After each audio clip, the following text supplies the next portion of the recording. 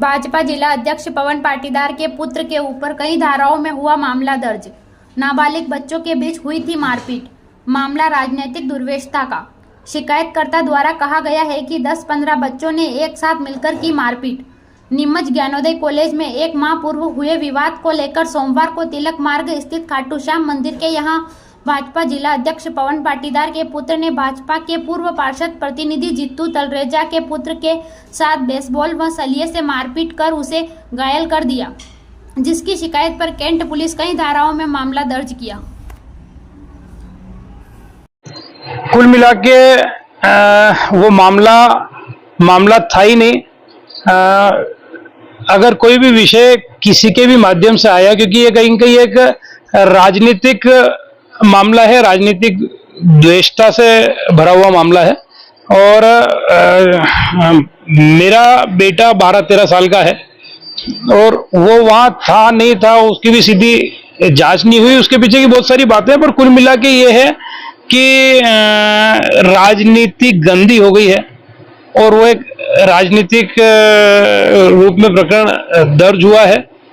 अब उसके पीछे की कई सारी चीजें हैं, पर अभी मैं उन सारी बातों पर कहना नहीं चाहता हूँ। तो भाजपा की विचारधारा के राजनीति की आवश्यकता। देखिए, अब उसमें भाजपा हो या हर व्यक्ति भी है, वो भाजपा नहीं है। पर कुल मिला के मैं तो आपके चैनल के माध्यम से कहना चाहता हूं कि न तो इस प्रकार की राजनीति करनी चाहिए, वो कोई भी हो, चाहे दल में हो, दल के बाहर हो, और स्वच्छ राजनीति करते हुए स्वच्छ राह पर चलने का प्रयास करना चाहिए, बजाय इसके कि एक अच्छी मेहनत करते हुए व्यक्ति को समाज और जन कल्याण के क्षेत्र में काम कर कर और लोगों के बीच में पहचान और स्नेह स्थापित करने वाले व्यक्ति को इस प्रकार की गंदी राजनीतिक षड्यंत्र के साथ में उसको बदनाम करने का प्रयास करना, और ये उसी दिशा में कदम है। क्योंकि मैंने लोगों के दिलों में जगह बनाई है, कार्यकर्ताओं के दिलों में जगह बनाई है, मनों में जगह बनाई है, तो इसलिए इस प्रकार के का राजनीतिक षड्यंत्र हुआ है। मेरा बच्चा 12-13 साल का है और बच्चा वहां था भी नहीं, उसकी जांच भी ठीक से हुई नहीं, और सीधे ही एक 12-13 साल का बच्चा और उस पर अगर किसी प्रकार की कोई इस प्रकार की धाराएं लगाई जाती है या ऐसा होता है, तो उसके पीछे के बहुत सारी चीजें हैं।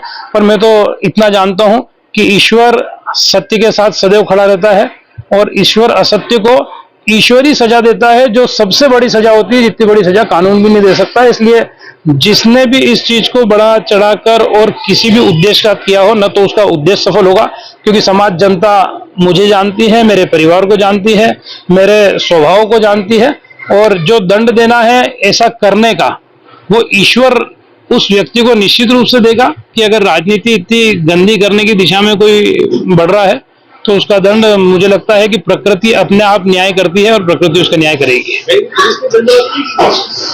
उसके पीछे कई सारी चीजें मैं कह रहा हूं ना आपसे, कि राजनीतिक द्वेषता और राजनीतिक चीजें उसमें स्पष्ट रूप से नजर आ रही है। परंतु समय के साथ सारी चीजें ध्यान में भी आ जाएगी, और समय के साथ में जिसने भी गलत उद्देश्य के साथ और जो भी षड्यंत्रकारी तरीके से कोई भी चीज करता है, तो उसे ईश्वर नहीं बख्शता और प्रकृति नहीं बख्शती। इसलिए प्रकृति न्याय करेगी। और बाकी चूंकि न तो मेरा बेटा गलत है, न मेरे परिवार के वैसे संस्कार हैं, इसलिए ऐसा कोई विषय मुझे लगता है कि समाज भी जानता है और सब लोग जानते हैं, पर करने वाले को मुझे लगता है कि उस हद तक किसी के कहने या किसी के उकसाने या किसी भी उस कारण से नहीं जाना चाहिए था। पर अगर कोई गया है और उसके पीछे कोई लोग हैं, तो ईश्वर और प्रकृति न्याय करेगी। देखिए भाई साहब, इसमें मारपीट का मामला तो क्या है कि इनका बालक भी वहाँ ज्ञानोदय स्कूल में पढ़ता है, पवन जी का, उनका भतीजा भी है। छुटपुट बात बॉटल के ढक्कन पे हुई थी, किसी दूसरे ने फेंका था, वो बात इनकी क्लियर हो गई थी, आपसी समझौता हो गया था, बातचीत बैठ के हो गई थी बच्चों में। फिर उसके बाद अचानक इन्होंने, इसके पहले भी स्कूल में एक बात हुई थी, इन्होंने बोला था, बोले हमारे चुनाव है ऊपर, और चुनाव को देखते हुए अभी हम विवाद नहीं करना चाह रहे किसी प्रकार का, क्योंकि अभी हमारे चुनाव में दिक्कत हो जाएगी। ऐसी मेरे को मेरे बालक ने बात बताई। मैंने कहा बेटा ऐसा कुछ भी नहीं है, सब अपन परिवार के लोग हैं, हम आपसी बातचीत कर लेंगे, अपने बच्चों के चक्कर में अपन को बड़ों में विवाद नहीं करना है। तो ये मैंने बच्चे को समझा के और मैंने अपने हिसाब से टैकल कर दिया था। अब उसके बाद क्या हुआ कि कल अचानक ये 15-17 जने इकट्ठे होके, जिसमें नाम इनके आ रहे हैं, एक तो पवन जी पाटीदार का बालक है, एक उनका भतीजा है जिलाध्यक्ष का, और एक वो अपने सुशील जो प्रभात बेकरी वाले उनका एक बालक है, नाखोड़ा मोबाइल वाले बालक। ये इनकी पूरी टीम है 15-20 जनों की, और इनका ये काम ही है मतलब प्रत्येक को टारगेट पे लेना, लड़ाई झगड़े करना। और वहाँ पर ऐसी स्थिति थी कि वहाँ पर जो प्रत्यक्षदर्शी थे उन्होंने बोले भैया अगर हम लोग, श्याम मंदिर वाले पंडित जी खुद थे, वो बोले अगर हम लोग नहीं आते इसको बचाने तो शायद आपके बेटे को जान से मार देते ही है। ऐसी स्थिति और परिस्थिति वहाँ पे बन चुकी थी। बेसबॉल सरिया हमने वो जब्ती में दिया है, एक गुप्ती भी किसी प्रकार का खंजर टाइप था उनके पास, और पंच था जो लेकर, और एक वो बड़ा पाइप था लोहे का वो लेके, तो वो सब हाथ से भाग गए और फौरन भागे। और जिसमें कि 2-3 जने तो उस फुटेज में आ रहे हैं जो मंदिर के अंदर इसको कान में बोलने आए थे, बोले कि तू बाहर निकल, हम तेरे को बताते हैं। तो इतने मेरे बालक का फ़ोन भी आया था मेरे पास। तो मैंने कहा बेटा तू मंदिर से बाहर मत निकल परिसर से, तू जहाँ बाबा शाम के अंदर जो सेवा करते हैं पंडित जी उनके पास जाके बैठ जा, कि ना मेरे पापा आ रहे हैं मैं उनके साथ जाऊँगा। तो बस इसके साथ में जो रिदम लालवानी करके इनका मित्र था वो बोले यार अपने को लड़ाई झगड़ा थोड़ी करना है, पापा को मत कर, तू तो बीच में मत ला ना, अपन तो अपने वैसे प्रोजेक्ट की तैयारी करनी है, अपन डेल्टा लेके चल के अपनी फोटोकॉपियाँ करा के और अपनी तैयारी करते हैं, नहीं तो फालतू लेट हो जाएंगे।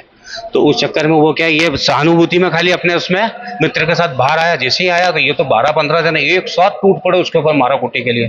तो ये तो मतलब एक तरह से ये अपने बावड़ी वाले चोटें तो कमर पे भी आई है साहब, और अपने माथे में भी चोट आई है, रात को सिटी स्कैन भी हुआ उसका। अभी स्थिति ये है कि फिर मैं रात को यहाँ पर भर्ती भी कराया था, फिर इसको क्या है कि थोड़ा सा घबराहट ज़्यादा हो रही थी, तो मैंने उसको डॉक्टर साहब से बात करके मैंने बोला डॉक्टर साहब उसको मैं घर ले जाता हूँ, थोड़ी घबराहट ज़्यादा हो रही है तो थोड़ा सा रिलीफ करेगा, क्योंकि भीड़ भाड़ बहुत इकट्ठी हो गई थी यहाँ पे। पुलिस ने मामला दर्ज किया है, 3-4 धाराएं जो लगाई हैं वो उससे हम संतुष्ट बिल्कुल नहीं है। कहीं ना कहीं दबाव की स्थिति बनी हुई थी, क्योंकि यहाँ पर एक्सरे मशीन पहले मुझे बोली गई कि एक्सरे मशीन खराब है, और उसके 5-10 मिनट बाद जब मेरी एसपी साहब से बात हुई तो 10 मिनट बाद बोला कि हाँ एक्सरे मशीन चालू है, अब एक्सरे भी करवा लो सब। हाँ दबाव इन्होंने पूरा बनवा रखा था। थाने पर भी पुलिस कार्रवाई पे भी इन्होंने प्रेशर लगाया, फोन लगाया कि किसी भी प्रकार से समझौता करके इनको फ्री कर दो और अभी एक आवेदन ले लो, इस तरह से दबाव बना रखे थे। और यहाँ हॉस्पिटल में भी डॉक्टरों को और इनको सबको फ़ोन लगाया गया कि भैया इसको किसी भी करके इसको छोटे स्तर पे काम को ख़त्म करो, कोई गंभीर मामला नहीं बताकर।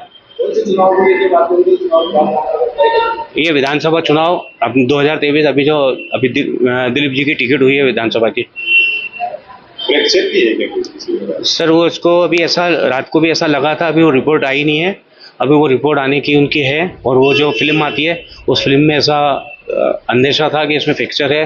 अभी डॉक्टर साहब से वही बात चल रही है और फिर वो रिपोर्ट उसकी देंगे कॉपी, तो उसके बाद कार्रवाई। तो साहब जो बच्चे हैं ये 15 बच्चे, इन सबके ऊपर जो भी दंडात्मक कार्रवाई होनी चाहिए, क्योंकि ये आज मेरे बच्चे के साथ है, क्योंकि मैं खुद भारतीय जनता पार्टी का पदाधिकारी हूँ, कार्यकर्ता हूँ भारतीय जनता पार्टी का।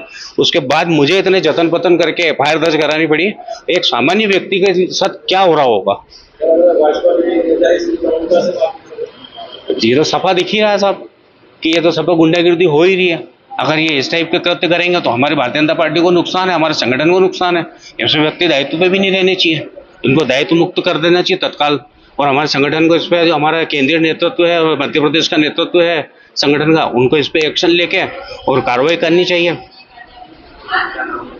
जीतू तलरेजा भारतीय जनता पार्टी मंडल महामंत्री, पूर्व पार्षद मेरी श्रीमती रही आकांक्षा जीतू तलरेजा, वार्ड नंबर 26। वर्तमान में मैं विधानसभा में मीडिया प्रभारी का दायित्व भी भोपाल से भी 4 दिन पहले मेरी घोषणा हुई है।